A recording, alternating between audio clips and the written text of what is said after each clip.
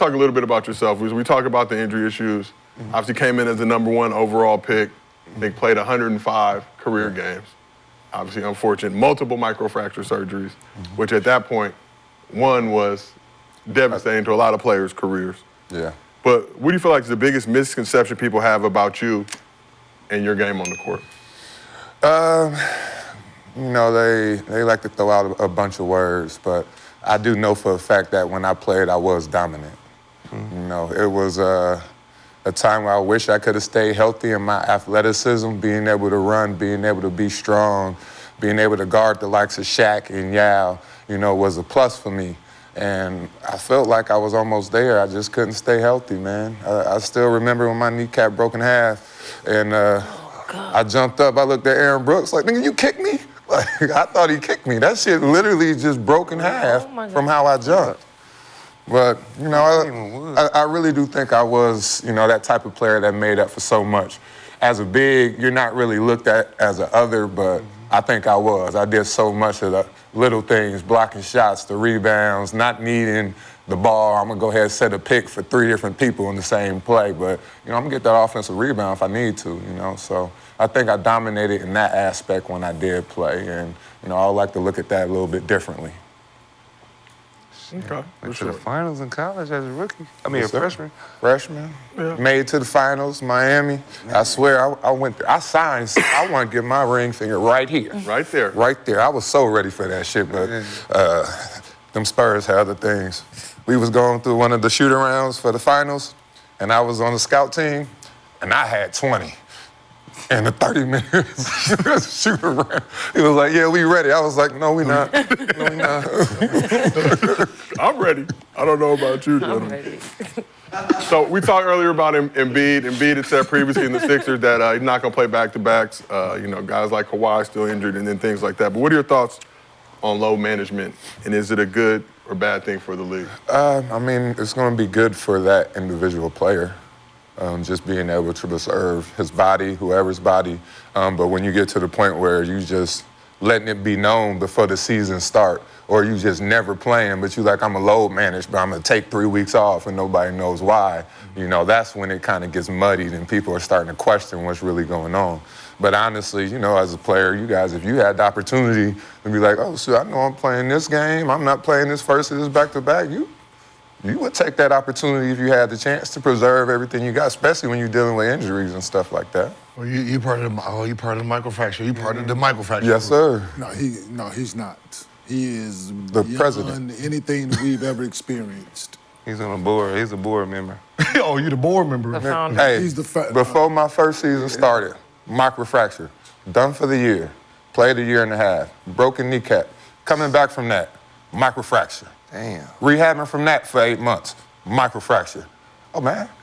1 more year, 5th year, microfracture. Yeah, we just gonna go ahead and go another way. We're gonna go ahead and release you after 5 years.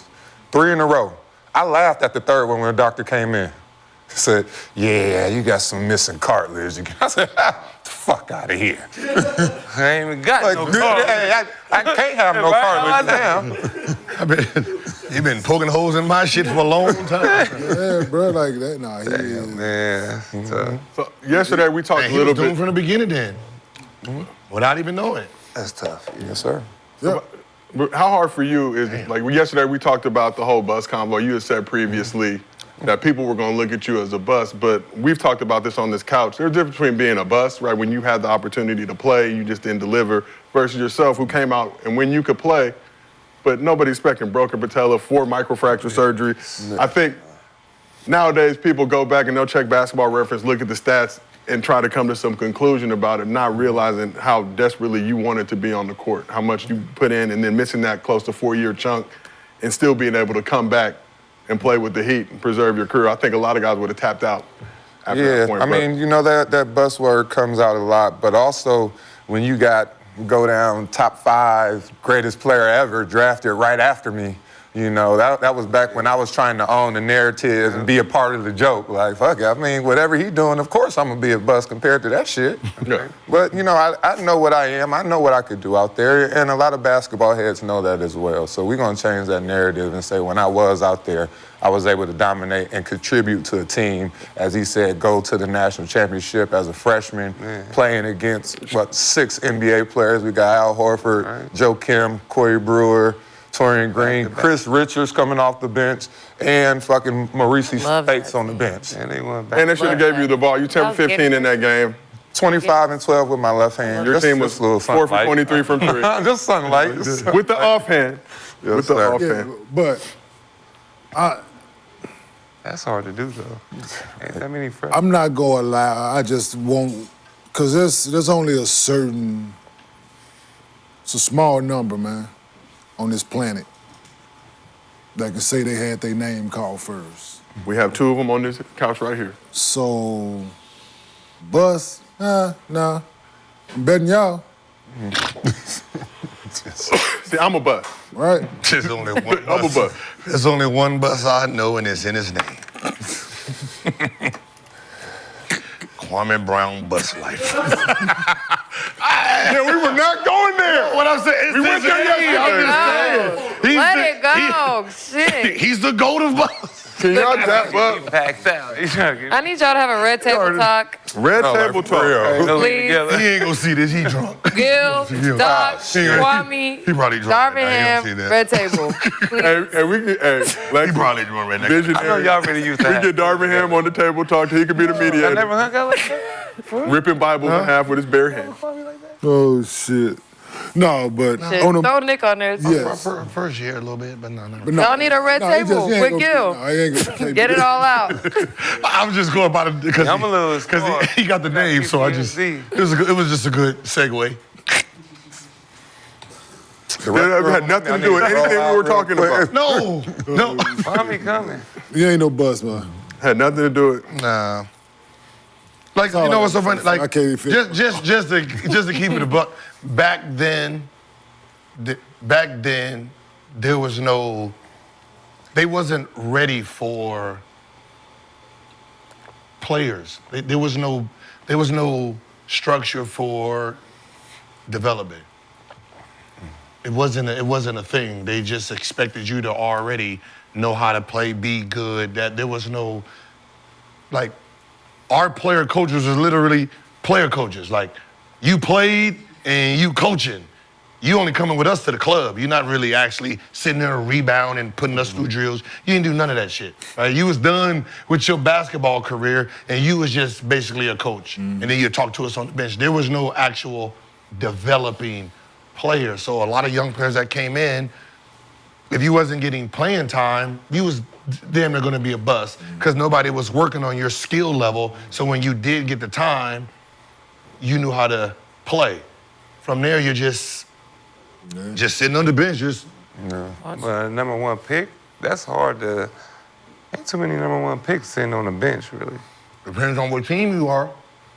But also what you said, too, If you're not injured. like they coming from high school though. You Yeah, but got yeah, somebody coming mine from was a high school draft. playing against a 6'5" center like 4 months ago, and now you going up against all these big dogs. Like you got to develop that person. It should be 2 or 3 years. I think Peyton Manning said something like that as being a quarterback, being there in college for 4 years, and then coming back and sitting behind somebody for a year or two. But we expecting all these quarterbacks to come out after being in 3 years, and then we coming out first day, and they supposed to be God for the city. They don't even know nothing yet. Man. Got to take that time to develop these players and invest in them. And I don't think we give people enough time to even, like the media, like after the last one was the dude from Cleveland, I think. After like 10 games, y'all Was that called just him a bad pick? I don't know nothing about Anthony. Yeah, what was his name? No. No, the Cavs. The Cleveland Anthony Cavaliers, Anthony Bennett. Anthony Like, people Bennett. said he didn't even supposed to be the number 1 pick. Like they ain't even That was came out of that was nowhere. a mind-boggling I mean, I think pick. he like averaged like 17 and 16 Yeah, that they year were- in college.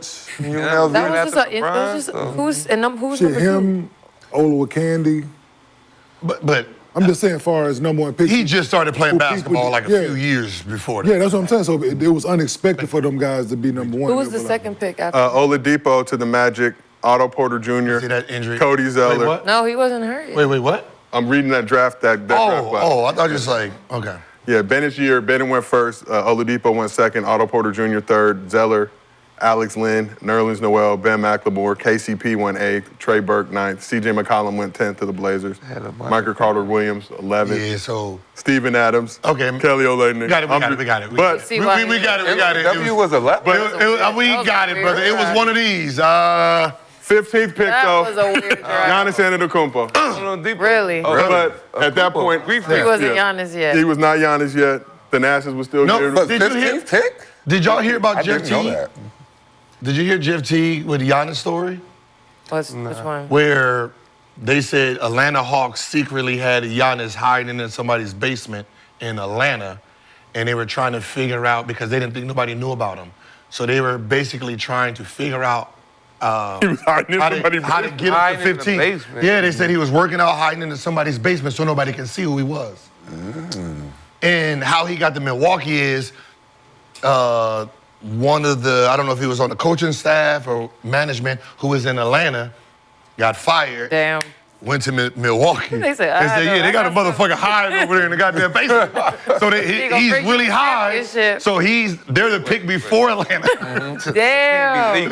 That's crazy. That can't be legal. No, dead ass. I listened to what he was like. Yeah, we tell us about the motherfucker in the basement. He said it was everybody like, yeah, we about to get this young Can't kid have out of no- Greece. He's sitting in the That basement can't down be there. legal, bro. You can't have no They call him foreigner name. Who the fuck is that? He got to come out at nighttime and shit. That sound like some screenshot shit. Got a foreigner in the basement He that got a can't come out? Swear to God. No. That's Bring illegal. food at the door. Yeah, you can't do some shit like They that. said yeah, they Midnight waiting for that workouts. 15th pick in Milwaukee. They call his name. Everybody like, Who the fuck is who that? the fuck is that? Like they gonna see him just walking on the street. Oh, there you go. There you He go. in the basement, Nick. You can't get out. That's what he hiding him like people gonna see him or some shit. Like, you know how mad you gotta be? You've been holding them hostage for a year, and then you fire somebody, they go there. Yeah. That's spiteful. Swipe this Yeah, shit. they really must be high on this kid over here. He hiding in the basement over there. It was like, okay. Hiding him in the basement in Atlanta. And on that note, It was like somebody like inside the organization's house. So somebody, okay. It was some real shit. Like he's hiding in somebody's basement in Atlanta Hawks' house. So they gave him blind like, side. apartments like they was gonna Yeah, they was like, yeah, we got Gave him me 15. Dude, I His can't own even bed for picture the him first- in Atlanta. Giannis. Who was on that team? Was Joe still on that team? Yeah, they would've got rid